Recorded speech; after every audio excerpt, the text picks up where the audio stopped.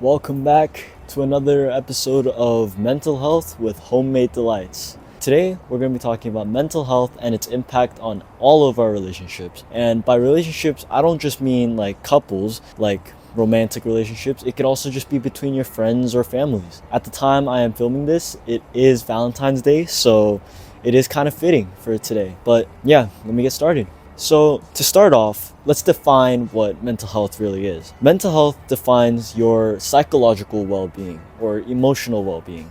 And to dumb that down a little so that us regular people can understand, to have a healthy mental health, it is to lack any disorders such as stress or depression. The list goes on with the amount of mental health problems there could be. But to have a good mental health, you need to care about yourself, you need to care for yourself and get help you need whenever you need it. And that really plays along with relationships.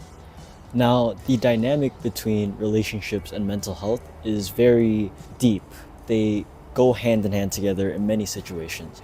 See, relationships are built upon communication, trust, respect, boundaries, empathy, and support. Now, these categories could be detrimentally affected by poor mental health or good mental health. Well, how deep could these connections, these dynamics truly be? Well, studies have shown that stress can drastically reduce trust. And I think you guys can already assume that.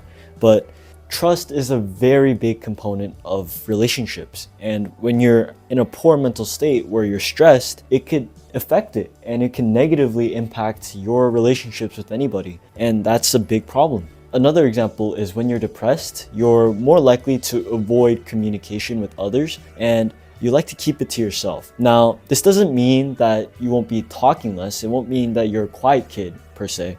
It means you won't be able to explain your true deep feelings. Now, this is detrimental. You see, a lot of people will look at someone and they're smiling, laughing, talking. It may be your best friend and they're just joking around with you like any other Friday, but behind that mask, they may be struggling deeply with their mental health.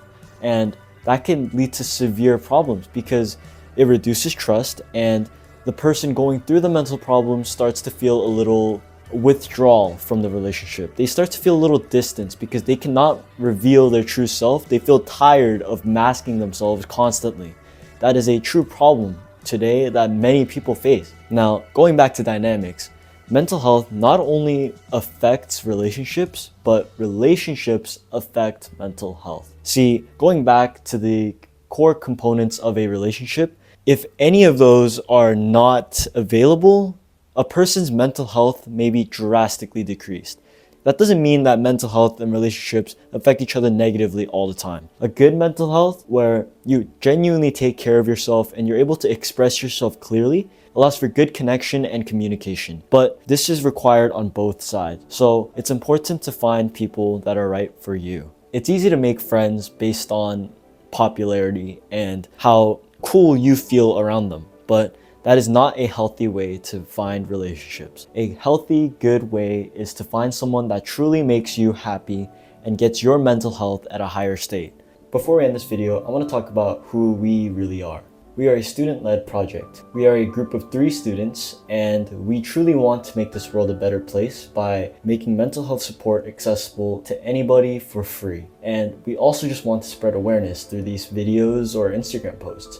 Our founder, Tevin Young, hand bakes pastries and baked goods such as cookies, brownies, cupcakes. We sell all of that and we donate all of the profits to mental health support services. And we do this because we truly believe that this problem is easily fixable, but not a lot of people take the initiative to do so. And we really want to help anybody get the help that they need. This has been Homemade Delights, saving lives one pastry at a time.